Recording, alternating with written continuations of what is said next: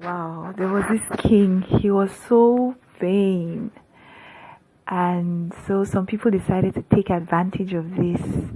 They proposed that they will make him the most fabulous outfits, the most wondrous dress, and for that they were going to use the most exceptional kind of cloth that only the most enlightened, intelligent people could see. And when they took out the cloth from the bag, the king didn't see anything. He tried to touch it, he didn't feel anything.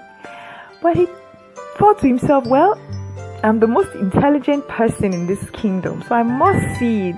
And he announced to those tailors, there were two of them, that, oh, the cloth is so beautiful, it's so wonderful, it's splendid. Go ahead and make me the fabulous outfits that only the most wise and the most intelligent and the most cultured people in this realm are going to see. He called in his advisors, and they too looked around and they opened their eyes wide because they didn't see anything. But they decided that, well, we're supposed to be cultured, we are advisors. So they announced to the king that, oh, your majesty, it's so wonderful, it's so splendid, let them go ahead. And the king announced to his advisors, once the outfit is ready, I'm going to make a tour of the kingdom. I'm going to parade so that everybody can admire the fine clothes that I have. And so the tailors went to work, and in a few days they announced to the king that his outfit was ready. The king came in and he took off his other clothes and wore his new clothes. And when he did so, he didn't see anything, he didn't feel anything, but he decided that, well, it's splendid, it's fabulous. And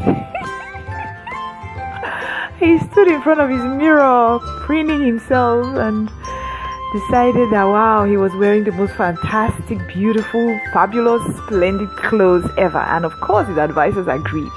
And so this king of ours decided that he was going to parade, as he wanted to show off his fine robes. And off he went into the streets of his city wearing his fine clothes.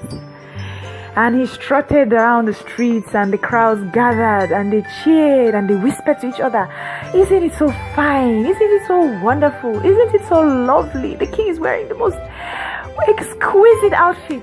Until a little boy turned and looked at the king and said to his mother in a loud voice, ah, the king is wearing nothing, he's naked. And everybody went, ah, and the king went, ah, because he held his breath. He opened his eyes, he looked at the little boy looked back at him, everybody looked at the little boy, everybody looked back at the king looked at these two tailors. And you know what happened? He took a deep breath, adjusted his naked self, and the parade continued. Wow, aren't we just like that? The parade continues. We see and we believe and we pretend we don't. We hear and we think we don't. Or act like we haven't. We feel so many things and we act like we don't. We act like we don't see. We act like we don't feel. We act like we don't hear. I know how many times I've felt so many things and I've held them inside.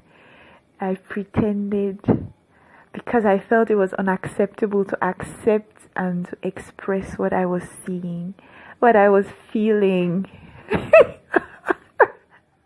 what I was knowing. But life is much better when you accept that your knowings are your knowings. You know something. And when you see things, you accept, at least to yourself, that you see them. It's a whole different kind of life when it's like that.